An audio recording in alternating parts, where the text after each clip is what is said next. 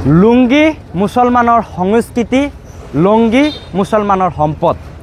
যোৱাকালি নিৰ্বাচনী প্ৰচাৰত মুখ্যমন্ত্ৰী ডাঙৰীয়াই যেনেধৰণৰ মন্তব্য কৰিছে আচলতে এক ধিক্কাৰ জনোৱা কথা যে নিৰ্বাচনৰ আগত কোনো ইস্যু বিচাৰি পোৱা নাই আৰু বিজেপি চৰকাৰে মুখ্যমন্ত্ৰী নিজে এক নিৰ্বাচনী প্ৰচাৰত এক সভাত আচলতে মিয়াক টাৰ্গেট কৰি মন্তব্য কৰিছে। আমি পোনপ্ৰথমতে এই কাৰ্যক আমি সংখ্যালঘু দল সংগঠন সন্থা নেমচুৱে এনেকুৱা ভাষাক তীব্ৰ ভাষাৰে ধিক্কাৰ জনাইছোঁ আৰু গৰিহণা জনাইছোঁ যে মুখ্যমন্ত্ৰী এজনে নিৰ্বাচনী সভাত উন্নয়নৰ বাৰ্তা দিব লাগে, কেনেধৰণে ভাৰতৰ ভিতৰত অসমখনক শ্ৰেষ্ঠ ৰাজ্য কৰিব পাৰি, এইবোৰ চিন্তাধাৰা নকৰি পেলাই মিয়াক টাৰ্গেট কৰি লৈ নিৰ্বাচনী প্ৰচাৰত মুখ্যমন্ত্ৰী ডাঙৰীয়াই লুঙ্গি আৰু ধুতিৰ কথা উল্লেখ কৰিছে। আমি গৌৰৱেৰে কওঁ মুছলমান সমাজ, আমি উত্তৰ পূৰ্বাঞ্চল সংখ্যালঘু ছাত্ৰ সন্থা নেমচুৱে আমি গৌৰৱেৰে কৈ আছোঁ যে লুঙ্গি আমাৰ সম্পদ, লুঙ্গি আমাৰ সংস্কৃতি।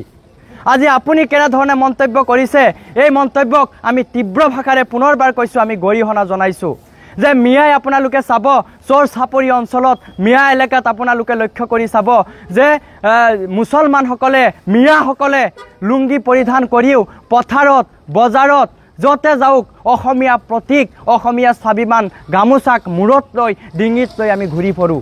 আপোনালোকে সভা সমিতিত গামোচা পৰিধান কৰে, কিন্তু মিয়াই 24 ঘণ্টাই অসমীয়া সংস্কৃতি, অসমীয়া প্ৰতীক গামোচাক মূৰত লৈ ডিঙিত লৈ ঘূৰি ফুৰে। গতিকে মুখ্যমন্ত্ৰী ডাঙৰীয়া, অসমখন কাৰোবাৰ দেউতাকৰ পৈতৃক সম্পত্তি নহয়। আপুনি কৈছে যে ভাৰতীয় নাগৰিক যে লুঙ্গি পৰিধান কৰিলেই আপুনি বাংলাদেশত পঠাই দিব, এইটো কেনেধৰণৰ কথা আপুনি কৈছে যে এগৰাকী ভাৰতীয় নাগৰিকক আপুনি বাংলাদেশত পঠাই দিব?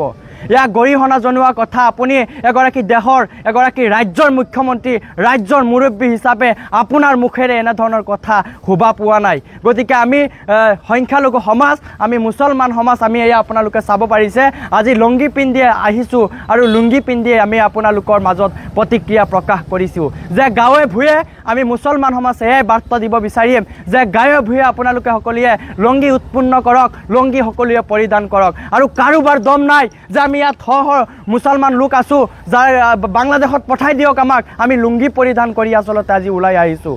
গতিকে এনেধৰণৰ মন্তব্য নকৰিব। অসমখন হৈছে শান্তশিষ্ট বিভিন্ন জাতি জনগোষ্ঠীৰ এক ভূমি, য'ত সকলোৱে মিলা প্ৰীতিত চলি আছে। আৰু আপোনালোকে ৰাজনীতি কৰে, মানৱতাৰ যি ৰাজনীতি আছে সেয়া কৰক। আপোনাৰ লুঙ্গিত ধুতি আৰু মিয়া ৰাজনীতি কৰি অসমখনক উন্নতৰ দিশত আগুৱাই লৈ যাব নোৱাৰে। আমি হিন্দু মুছলমান একে আল্লাৰ ফৰমান, আমি সকলো জাতি জনগোষ্ঠীয়ে অসমত বসবাস কৰোঁ। অসমখনক কেনেধৰণে উন্নতৰ দিশত আগুৱাই লৈ যাব পাৰোঁ, শান্তশিষ্ট অসমক আপুনি অশান্ত কৰাৰ যি পৰিকল্পনা কৰিছে এয়া নকৰিব। অনাগত দিনত আমি মুছলমান সমাজ আচলতে ৰাজপথত ওলাবৰ কাৰণে আমি বাধ্য হ'ম আৰু অসমৰ 1 কোটি মুছলমান আমি লুঙ্গি পৰিধান কৰি পেলাই আমি ৰাজপথত আচলতে আমি প্ৰতিবাদ সাব্যস্ত কৰিম যদি এনেধৰণৰ মন্তব্য আপুনি কৰে। আপোনাক গতিকে আমি সাৱধান কৰি দিছোঁ যে আপুনি এনেধৰণৰ মন্তব্য নকৰিব। আৰু আপুনি যি মন্তব্য কৰিছে আমি আপোনাক আহ্বান জনাম যে আপুনি এখন ৰাজ্যৰ মুখ্যমন্ত্ৰী, আপুনি ক্ষমা বিচাৰক মিয়া।